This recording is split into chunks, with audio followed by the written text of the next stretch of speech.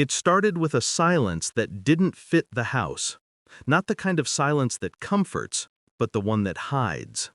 The one that feels like someone pressed mute on reality while something indecent unfolds in another room.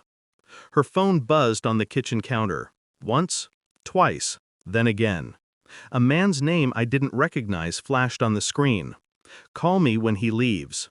My pulse didn't rise, not yet.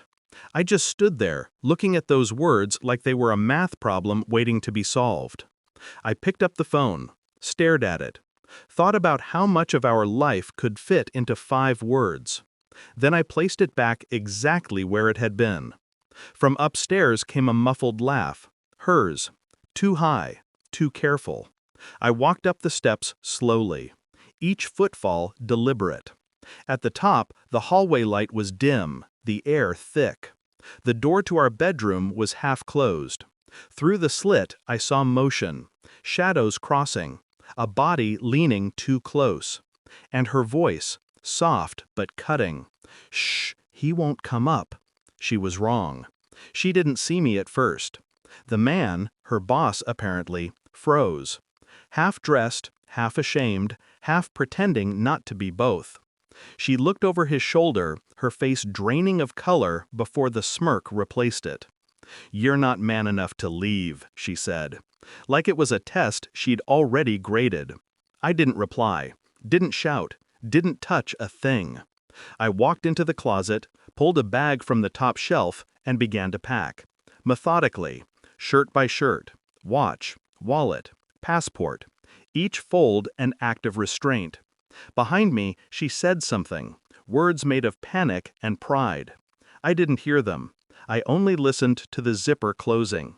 When I left, I didn't slam the door.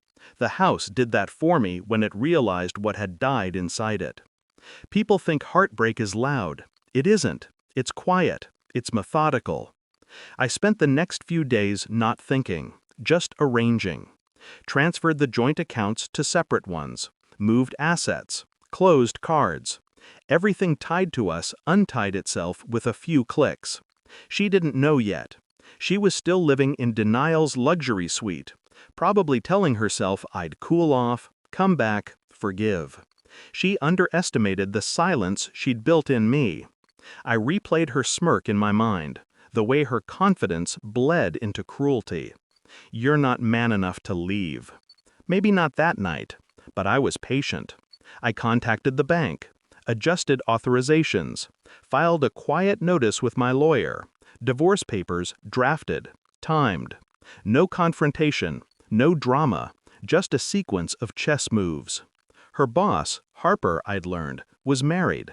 His wife worked 2 floors below him. I didn't tell her, not yet. Timing is the architecture of truth. At night, I sat in my new apartment, staring at the city through glass.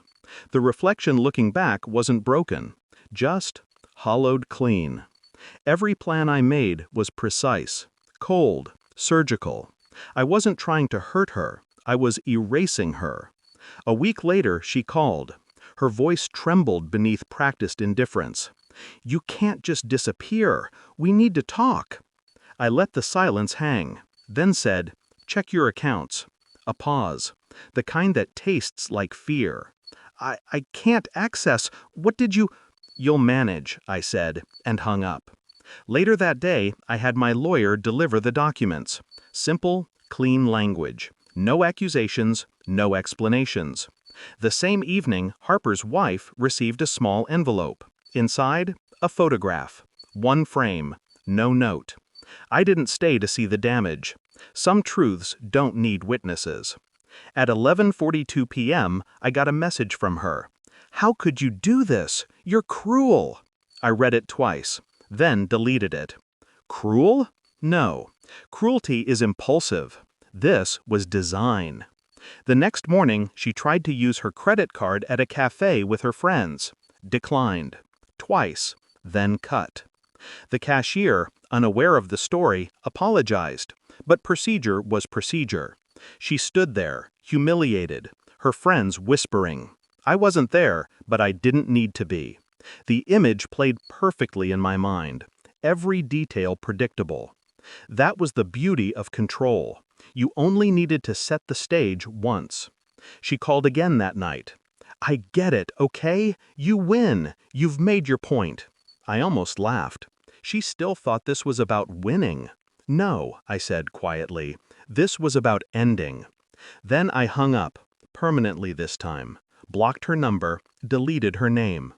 The silence that followed wasn't empty, it was ordered. People ask what heartbreak teaches you. It doesn't teach, it refines.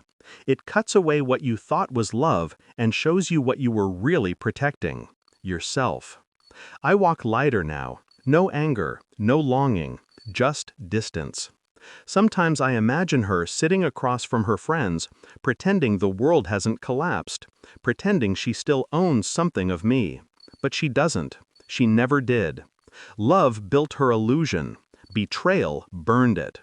I just walked through the ashes and didn't look back.